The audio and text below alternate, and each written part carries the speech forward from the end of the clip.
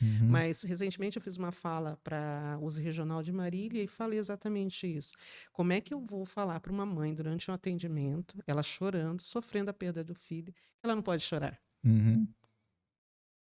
Que acolhimento é esse?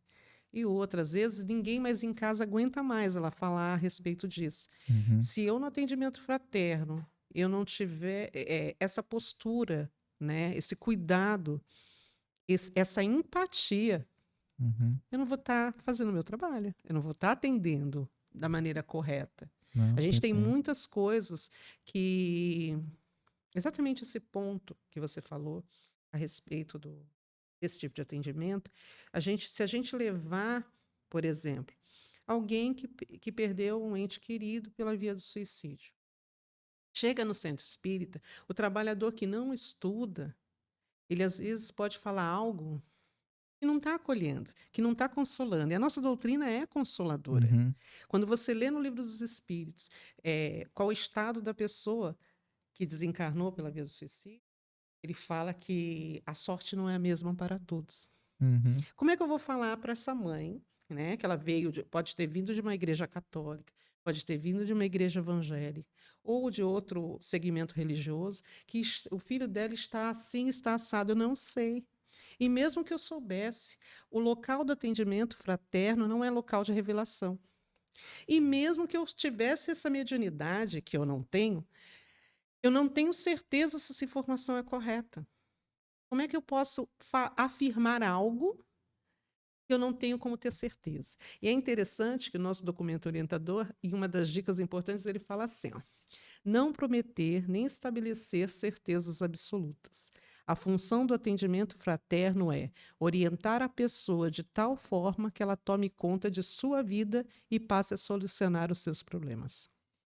Entendi. É passar a questão da responsabilidade dela com o sentimento, de como ela vai reagir, e não é alguém já dar o roteiro, né?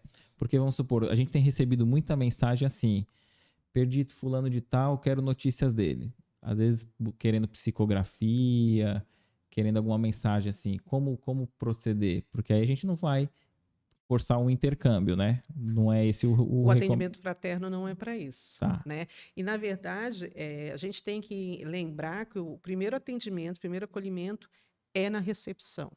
Ela passa na recepção, se tiver necessidade, ela vai para o atendimento fraterno pelo diálogo. O que é interessante é que o trabalhador ele tem que ter calma. Por que ele tem que ter calma? Porque às vezes a pessoa vem com várias questões, eu quero saber notícia, começa a falar, falar, falar. Deixa ela falar, deixa ela desabafar. E se ela Uhum. chorar, deixa ela chorar. Não oferece um lenço, porque quando a gente oferece um lenço, dá a impressão que ela não pode chorar. Entendi, entendi. Né? E é detalhes sutis que a gente tem que estar atento, né? Exatamente. Ouve. Não fica. O que a gente precisa aprender a ouvir. Né? Não é hora da gente fazer palestra para a Não, pessoa. não é. Passar conceitos da doutrina. Por quê? Porque normalmente essas pessoas não tiveram acesso a nenhuma informação, porque o público do centro espírita é formado por espíritas e não espíritas. Uhum. Adulto, jovem, adulto, criança, idoso. Então, a gente tem um público bem diversificado. E no atendimento fraterno, essas pessoas passam por lá. E a gente tem que lembrar que o público do atendimento fraterno não é só o público externo, é o público interno. Lembra que a gente começou falando do Isso. trabalhador, se precisar? Ah, Então, o trabalhador, ele não deveria precisar sair da sua casa para ser atendido em outra casa. Por quê? Porque a partir do momento que eu confio nos trabalhadores do atendimento fraterno, eu vou ser atendido na casa que eu trabalho. Agora, quando eu não tenho certeza se vão observar o sigilo, uhum. eu tenho medo de ser retirado da tarefa, dependendo daquela dificuldade que eu estiver experimentando e eu for revelar, de ser julgado. Medo do julgamento, né? Exatamente. Recentemente, eu participei de uma reunião de um órgão e uma diretora mencionou que trabalha na área da saúde, que precisou do atendimento. E quando ela passou pelo atendimento, em razão do que ela falou, o atendimento era feito em 3 pessoas. A gente recomenda um atendimento em 2 pessoas. Pelo menos 2, 3 pessoas, mas que seja mais que uma. E duas ou três das pessoas que vai atender ou também quem está sendo atendido? 2 pessoas que vão atender. Que vai atender. O mínimo, pelo menos 2 pessoas. Tem casa que escolhe, que opta por um homem e uma mulher. A gente sabe que a gente tem problema de falta de trabalhador. Essa é a realidade. Mas a questão do número de atendentes acaba protegendo o trabalhador e protegendo também o atendido. Por quê? A gente não conhece quem está ali. A gente não sabe o que pode, qualquer desdobramento numa fala. Então, a gente tem tido notícias que nos preocupam. Então, a gente recomenda, né? Não determina, porque a USE não tem essa prerrogativa. Os centros espíritas, eles têm autonomia. O que a gente sugere, né? Sugere é que tenha esse cuidado. Até porque o atendimento fraterno, ele é sigiloso.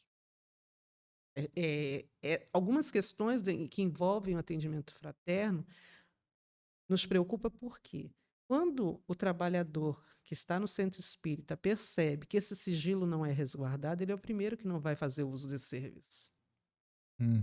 Entendi. Talvez nem indicar pessoas próximas, falar, ó, não vai lá não. É difícil.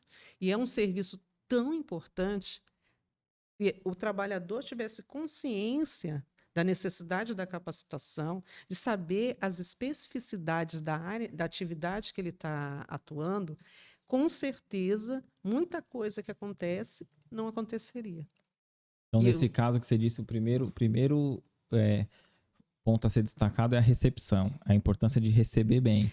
Depois, essa pessoa que está ali capacitada para acolher e receber, encaminha para o atendimento fraterno? Quando na fala há essa necessidade, o que a gente precisa entender? O trabalhador da recepção, né, não pode ser alguém que entrou na casa espírita agora. Entendi. Ele não pode ser alguém que não conhece a doutrina espírita.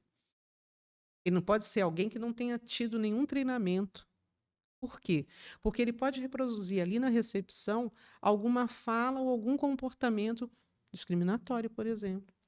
Se ele tiver dificuldade com alguma questão. O que a gente entende, que a gente sabe, como espírita, como trabalhador de casa espírita, a espiritualidade tem um trabalho absurdo, às vezes, para levar determinada pessoa no centro espírita. Chega lá, ou ela é mal atendida, ou ela nem é vista. É interessante que em algumas reuniões que nós tivemos no ano passado, assim que eu assumi o departamento, houve algumas falas, eu tenho um secretário no departamento de atendimento que ele fala que ele gostava de visitar as casas espíritas. E ele entrava desencarnado e saía desencarnado, porque ninguém falava com ele. Aí depois, quando ele ia para fazer palestra, as pessoas perguntavam, tudo bem? Eu falei assim, venha conhecer a nossa casa. Eu falei assim, eu já conheço a sua casa, já vim aqui. Só que ninguém me viu.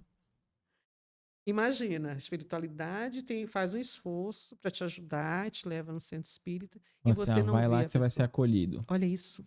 E aí ele conta com os trabalhadores que vão acolher, né?